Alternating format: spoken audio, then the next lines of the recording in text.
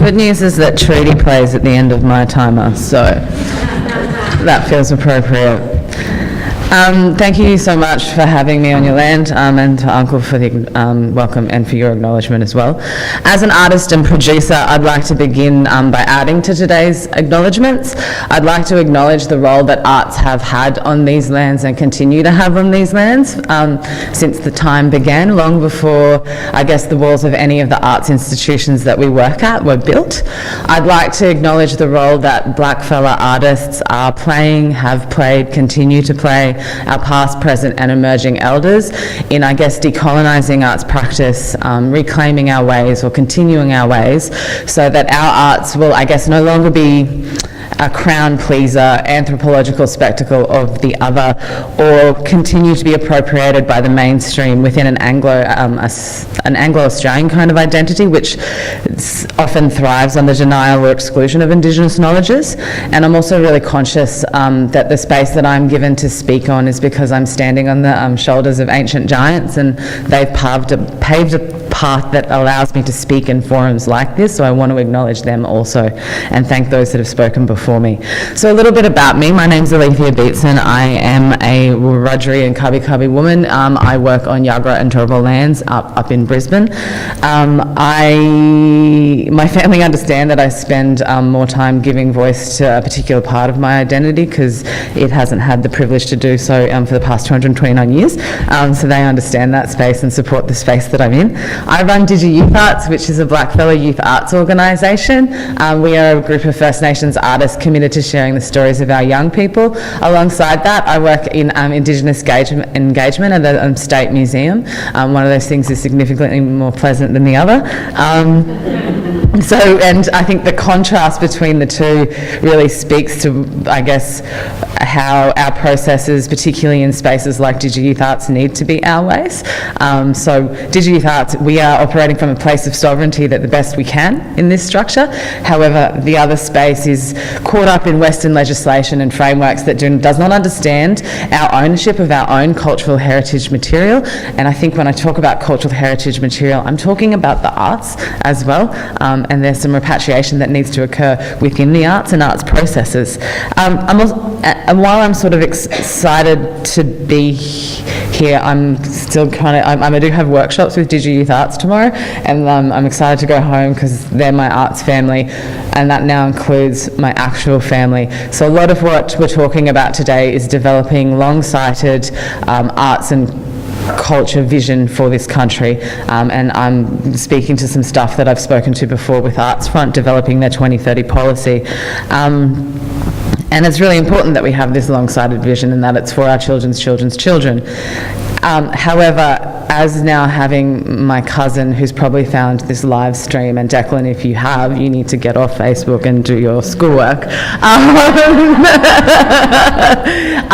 Having Dec in my life as an only child and all my other cousins, they've reached this age where they treat me like I'm their sibling, and I'm an only child, so I'm not coping with that because they don't have any boundaries whatsoever. But what that means is I now get to have some really amazing conversations with some young people who share my identity story quite specifically. And as a result of the things that I learned from them, whilst Declan and my cousin and the young people's path that they're walking is significantly less perhaps challenging than that of my grandfathers and other people in my family, the things that they go through, whilst we need this long-sighted vision, I would say we also need a sense of urgency for our young people as well. I think because before you know it, it's October 2017, it's 2020, and then it'll be 2030. And I'm really excited to be in a space here with you guys because I think we do think in futures, and so selflessly, and those futures are on behalf of other people. And when I'm talking about the futures of my young people, I'm talking about the youngest generation of one of the oldest surviving cultures in the world, and I think that they're really, like, they come first in this conversation because they've got a big load to carry and they're going to inherit a lot, and so they really need to come first in our conversations today. And I guess that's my first sort of provocation to you.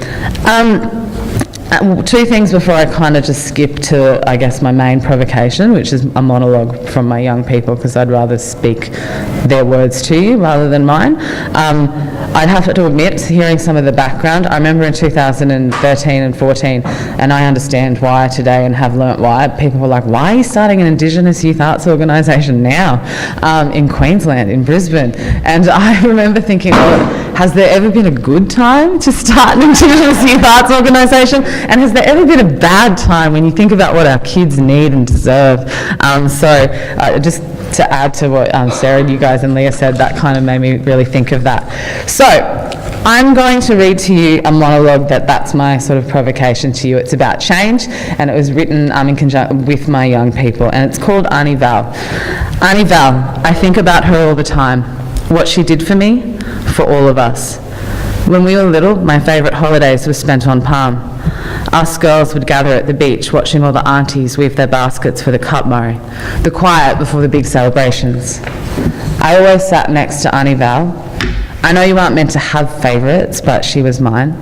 She told the best stories. Stories about the past from long before time, and stories from not so long ago that still made her sad. As she spoke, she weaved the coconut leaves over and under, like the swell of the ocean before us. I couldn't wait until I was big enough to make those baskets alongside her. You see, everything we make has a purpose, and I wanted to fulfill mine. When the time came to finally learn how to weave, I sprinted to the beach, wanting to get the best leaves before anyone else got there. I went a touch overboard, because by the time the other aunties arrived, I had enough leaves for everyone. Auntie Val just looked at me and laughed. Always in a rush, my girl. Always in a rush. I'd like to say that learning how to weave came naturally, like I'd been doing it for thousands of years, but those aunties make it look easier than it is. Frustrated at about the 20th attempt, Auntie Val whispered in my ear, listen, my girl, you need to think about it all differently. You need to slow down. You can't do this in one giant leap. You've got to take lots of little steps so you get it right. Auntie Val was about my age in the 60s, maybe a bit older. Times were different back then. Lots of middle-class white women were demanding equal pay. Black fellows all around the world wanted less segregation and more freedoms. Everyone wanted the same thing. I'm not sure anyone's figured that out, not even now. At the 1967 referendum, Auntie Val handed out how to vote cards at the polling booths. They were just little pieces of paper showing the Australian public how to vote so they could be counted in the census. That's all they were. Auntie Val got locked up for that. I went to an Invasion Day march this year. I think it's what Auntie would have wanted me to do. This world has moved forward, but in many ways it has stayed the same. As one of the uncles spoke about treaty, it made me think of Auntie Val and all of the other aunties and uncles who had gone before him. Our old people have been through so much, and they have been given so little in return. My stomach knotted and twisted, a sensation becoming too familiar. Why are we still having these kinds of conversations? And then I thought of what Auntie Val said to me all those years ago. Listen, my girl, you need to think about it all differently. You need to slow down. You can't do this in one giant leap. You have to take lots of little steps so you get it right.